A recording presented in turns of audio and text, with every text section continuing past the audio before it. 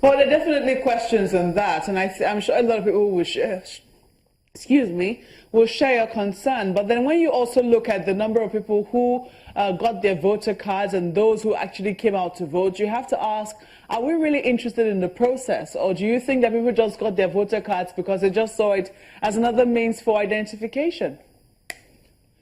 Well, you see, you can't bother yourself with that. If you give 50 million people voter cards, there's a strong tendency that maybe 10 million would just not want to come and stand out in the sun, or are not interested, or they don't have confidence in the process that their vote would have any relevance, so they don't come out.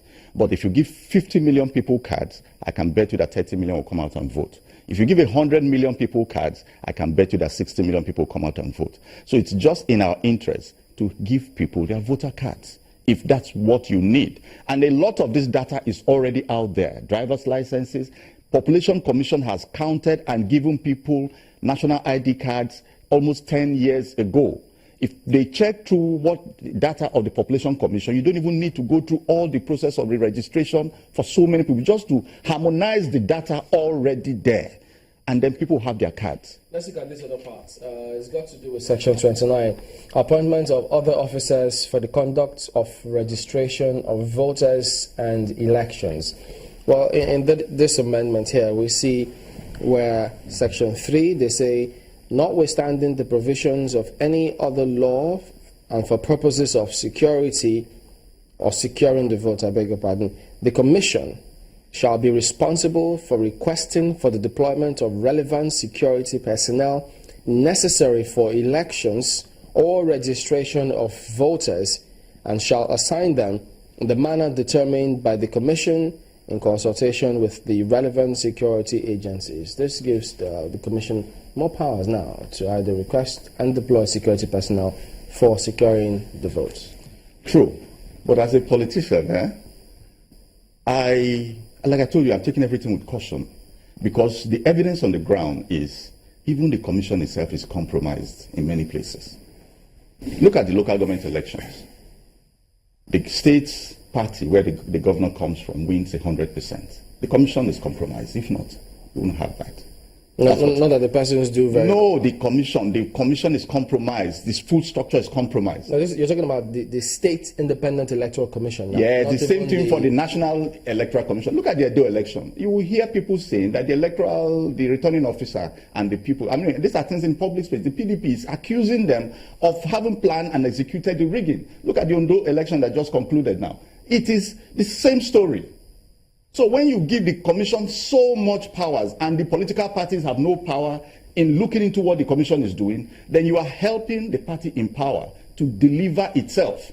What kind of powers do you want the political parties to have? Good. The political parties, we are supposed to have something like, what will you call it? Say you have the elections in Lagos State. The security agencies are identified, police, civil defense, the army, navy, and all of so, and INEC. The political parties should be in that system. And when they are going to allocate security personnel to places, everybody should be there, especially the leaders of the party in that state, to hear. So that each person watches out for himself.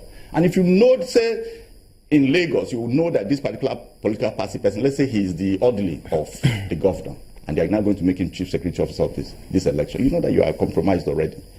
We need people we need to be able to be part of the voice to say, yes, this person is good enough, not good enough. They should put that in the Electoral Act. Should not give it completely to the Electoral Commission. But there's a proviso there. That it says that, provided that the Commission shall only request for the deployment of Nigerian Armed Forces only for the purposes of securing and distribution and delivery of election materials and protection of election officials. I agree, no problem. See, let me tell you, when parties like in the last presidential elections, APC, is it APC? The president's party.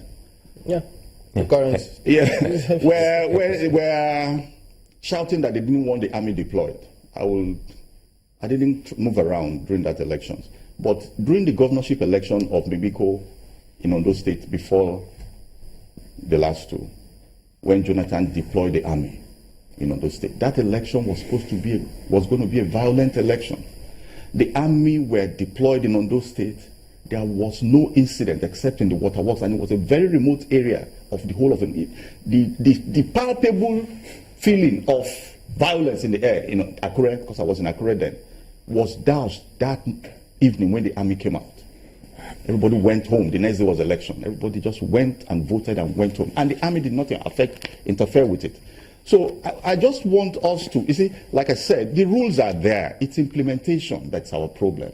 And integrity of the people that are implementing some of these rules. That's the thing. And political parties who are interested parties in elections, there must be a forum where all of them are able to have an equal voice. That way, the weaker parties and the weaker candidates are protected.